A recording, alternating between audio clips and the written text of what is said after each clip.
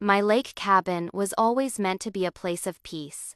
Tucked away in the trees with the water stretching out in front of me like a mirror, reflecting the rising sun each morning. I used to sit on the dock, coffee in hand, listening to the birds and the gentle lap of the waves. For years, it was quiet, almost sacred. This was my escape, far from the noise of the city and the problems of the world.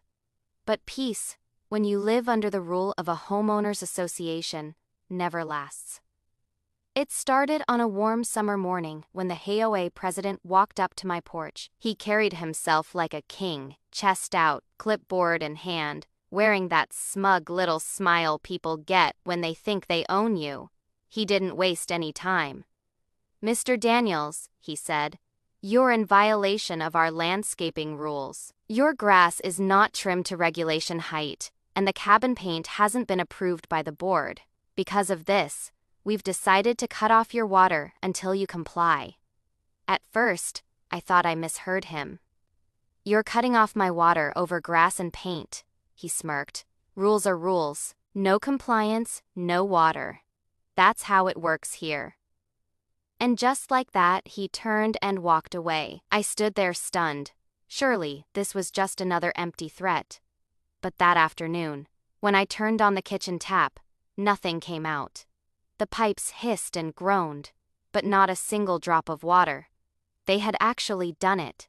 My neighbors soon found out. Some whispered with pity, others just shook their heads. One neighbor leaned over his fence and muttered, "They fined me $200 for planting tulips last spring. I don't put anything past them anymore." Another said, "They threatened to foreclose on my cabin because I left my trash bin out one night." Everyone had a story. The HOA had been bullying this neighborhood for years, but most people were too afraid to speak out. What they didn't know was that decades ago, when this place was first being built, my grandfather had invested heavily in the community.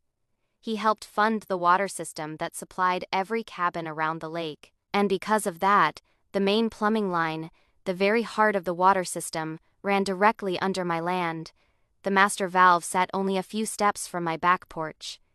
I had never thought much about it, but when they cut off my water, I decided it was time to remind them who really controlled the flow. That evening, as the sun dipped behind the trees, I walked out back and found the old steel valve. Still sturdy, still powerful. With a slow, steady twist, I closed it, not just to my cabin, but to every home in the subdivision.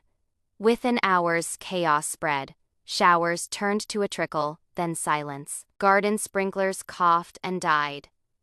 Kitchens went quiet. Phone lines lit up with angry calls. The HOA office was bombarded with complaints.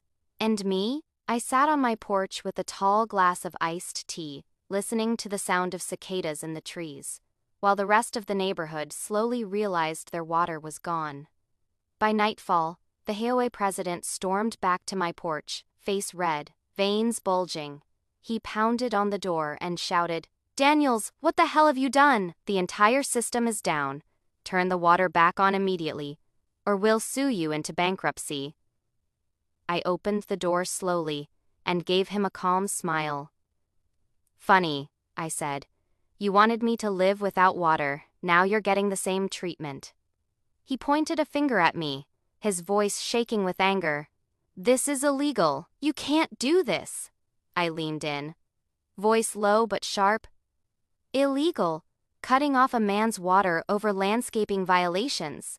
That's illegal, but please, call your lawyer. I'd love to see you try." Behind him, neighbors had gathered, curious. And when they heard my words, a ripple of applause started. It grew louder until the president turned, humiliated, and stormed away. For the first time in years, people weren't afraid of him. The days that followed were chaos for the HOA. Neighbors, desperate for water, turned on their leaders. Stories poured out: an elderly woman fined for a garden gnome, a single mother penalized for letting her son draw chalk art on the sidewalk, a man nearly losing his cabin because his fence was the wrong shade of brown. Everyone had been abused. And now, with me holding the valve, they finally had the courage to speak. The HOA tried intimidation first. Letters, fines, threats of foreclosure. Then they tried negotiation. "We'll restore your water if you pay," they said. But I didn't budge. Then came the lawsuit. They dragged me into court claiming I was holding the community hostage. The courtroom was packed. The HOA president sat at the front, puffed up like a rooster, while their lawyer painted me as reckless and dangerous. "This man has deprived families of water, endangered lives, and damaged property," he declared dramatically. Then my lawyer stood up, calm and deliberate. He placed a thick folder of documents on the judge's bench. "These," he said, "are the original deeds and easements. They clearly show that the main water valve sits on my client's private property.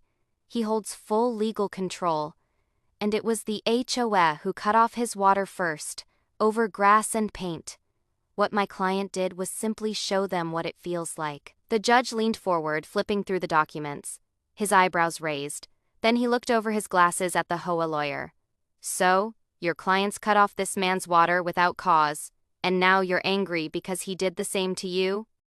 Laughter broke out in the courtroom. The HOA president's face turned crimson. One by one, neighbors testified. The retired teacher spoke of being fined hundreds for planting flowers. A veteran explained how he was threatened with foreclosure while recovering from surgery. A young couple told the judge they were on the verge of losing their home over late fees that had ballooned into thousands. Their stories painted a picture of an HOA that had been running the community like a dictatorship. When it was my turn, I kept it simple. "Your Honor," I said, "I never wanted this fight. All I wanted was peace. They tried to take away something essential, water. I simply showed them how it felt, and in doing so, I gave my neighbors the courage to finally speak." The judge didn't need much time. "This court finds in favor of Mr. Daniels. The HOA acted unlawfully, abused its authority, and is hereby dissolved. All unfair fines will be refunded, and residents compensated." His gavel struck, and the courtroom erupted in applause.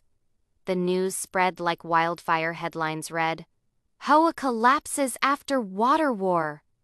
Reporters called me the man who pulled the plug on tyranny.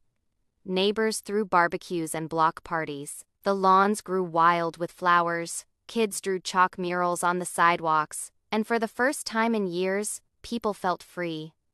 The once mighty HOA president, he faded into obscurity. Stripped of power, avoided by neighbors, he was just another man with no control. As for me, I returned to my mornings by the lake, coffee in hand, the sound of water lapping against the dock, the sun rising slowly over calm waters. The peace had returned, sweeter than ever. Sometimes revenge doesn't need to be violent or loud.